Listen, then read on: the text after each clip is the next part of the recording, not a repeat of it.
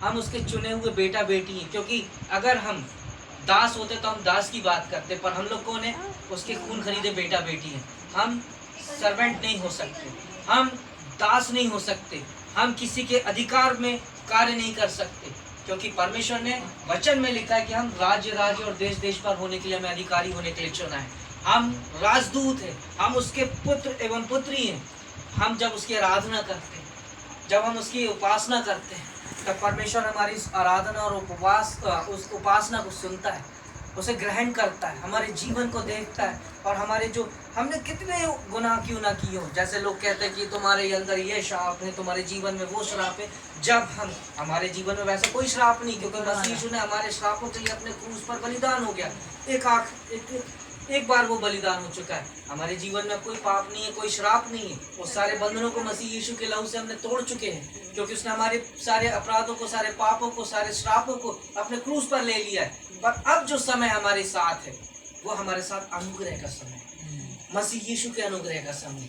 और उस अनुग्रह के अनुसार आज हम जो भीड़ इकट्ठी हुई है, यह बहुत बड़ा परमेश्वर का अनुग्रह है कि हम यहाँ पर बैठ करके खुले हम परमेश्वर की आराधना कर सकते हैं, हम उसके गीतों को गा सकते हैं। अन्य देशों में ऐसा नहीं है, अन्य राज्यों में ऐसा नहीं है, अन्य शहरों में ऐसा नहीं है। जब आप परमेश्वर के नाम को लेकर के, उसके झंडे को लेते हैं, उसके क्रूस को लेकर जब चलते हैं, तो आपके ऊपर बड़ी बड़ी विपत्ति हैं, बड़े बड़े विरोधों का सामना करना पड़ता है, क्योंकि मसीह के क्रूस लेकर के उसके पीछे चलना आम बात नहीं है। हर कोई परमेश्वर के वचन को ले तो लेता है, पर उसको चलाने के लिए ताकत परमेश्वर यहोवा की ओर से मिलती है। जब हम उसके वचनों को सीखते हैं, जब हम उसके वचनों में आगे बढ़ते हैं, तब परमेश्वर की आत्मा हमारे अंदर कार्य करती है। उसी प्रकार जब हम आज हम जो इकट्ठा हुए हैं, परमेश्वर की योजना मैं नहीं जानता, मेरा मन तो नहीं था कि मैं नागपुर शहर में आऊँ, परंतु परमेश्वर ने क्यों लाया, किस लिए लाया, इन चार भेड़ों के बीच में मैं क्या बात कर सकता हूँ। मूसा को परमेश्वर ने जब इस्राएलियों को जब उस वाचा के देश में लेके जा रहा था, तो कई ऐसी बातें हुई कि मसीह ने प्रभु यीशु मसीह, जो उस समय परमेश्वर यहोवा के नाम से हम जानते हैं, उस समय क्या हुआ कि उनकी हर एक चीजों को परमेश्वर ने पूरी किया। क्या उनके चप्पल जूते घिस गए? क्या उनके कपड़े फट गए, पुराने हो गए? क्या वो भूखे मरे? परमेश्वर ने हर प्रकार से उनकी जरूरतों को पूरी किया। पर जो उसका जो सेवक था, जो दास था, वो उस परमेश्वर में बना हुआ था, वो विश्वासी था, वो उस प्रजा के, परमेश्वर के लोगों के और परमेश्वर के बीच में एक मध्यस्थी का कार्य करता था। वो उनकी बातों को परमेश्वर के समक्ष रखता था और परमेश्वर की बातों को वो प्रजा के समक्ष रखता था। पर परमेश्वर ने भी उसको आदेश दिया।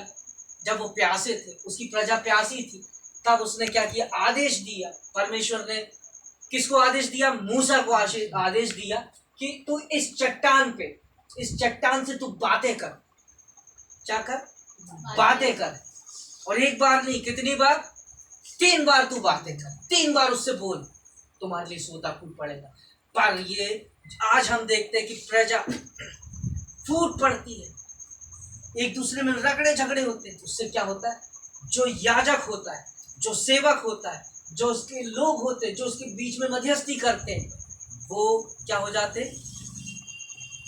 उनके ऊपर एक प्रकार से मन भटकने लगता, वो भूल जाते अपने कार्य को कि परमेश्वर ने उनको क्या सेवा दी। वो क्या है?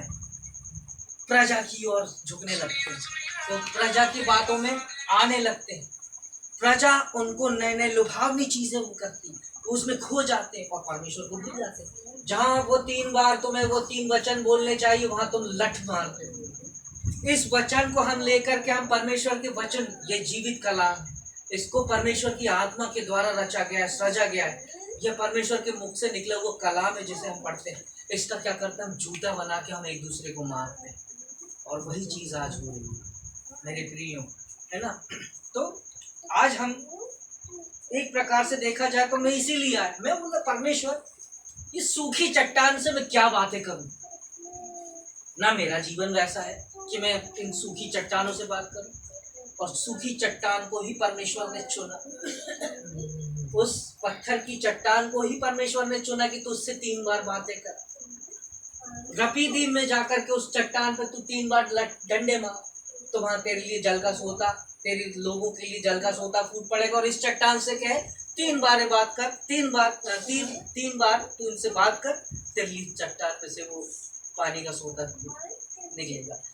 तो मैं बोला, मैं मूसा के समान परमेश्वर, मैं कहाँ था, कहाँ किधर से घूम के मैं आया।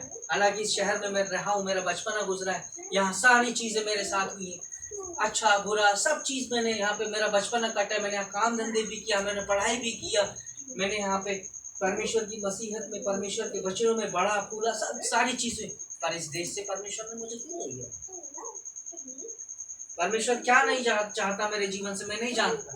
पर आज ये चट्टान जो मैं देख रहा हूँ, आज ये जो चट्टान मैं देख रहा हूँ, आज ये चट्टान क्या मेरे सामने मैं आज बात कर रहा हूँ, क्या मैं इस चट्टान को मैं चाहता हूँ, मेरे अंदर परमेश्वर की यही योजना है, यही इच्छा कि मैं इस चट्टान पे, अगर मैं इस चट्टान से बात कर रहा हूँ तो ये चट्टान फलवंत, ये चट्टान से परमेश्वर के वचन की धारा बह निकले, ताकि पूरे नागपुर शहर को परमेश्वर अपने वचन से जो प्यासे हैं उनको आशीषित करे, उनको भरपूर करे। आमीन आमीन। ये चट्टान को हम चाहते हैं कि चट्टानों में से परमेश्वर का वचन निकलने का। आइए आज हम वचन देखते हैं।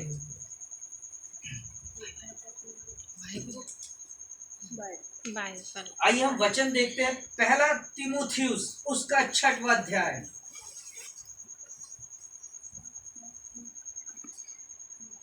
पहला तीमुथियुस उसका 6वां अध्याय, पहले पद से 21 पद तक।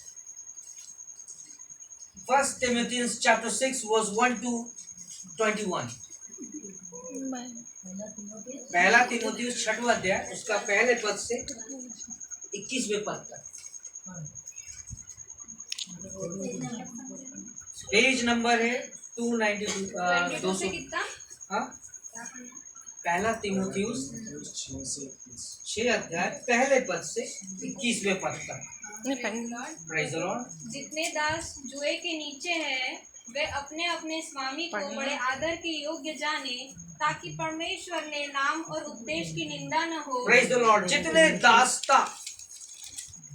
दास्ता के जुए के नीचे हैं वे अपने अपने स्वामी को बड़े आदर के योग्य जाने, ताकि परमेश्वर के नाम और उपदेश की निंदा ना हो। Praise the Lord. दास्ता क्या होती है? दास्ता का मतलब क्या होता है? एक दास्ता वो होती है जो हम अपने मन से जो कहते हैं।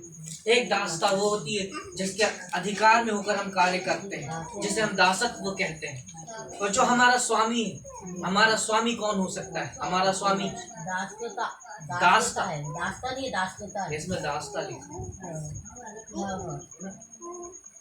क्या लिखा है उस बाइबल में? दास्ता है ना। वे अपने अपने स्वामी को बड़े आदर के योग्य जाने, ताकि परमेश्वर के नाम और उपदेश की निंदा ना हो।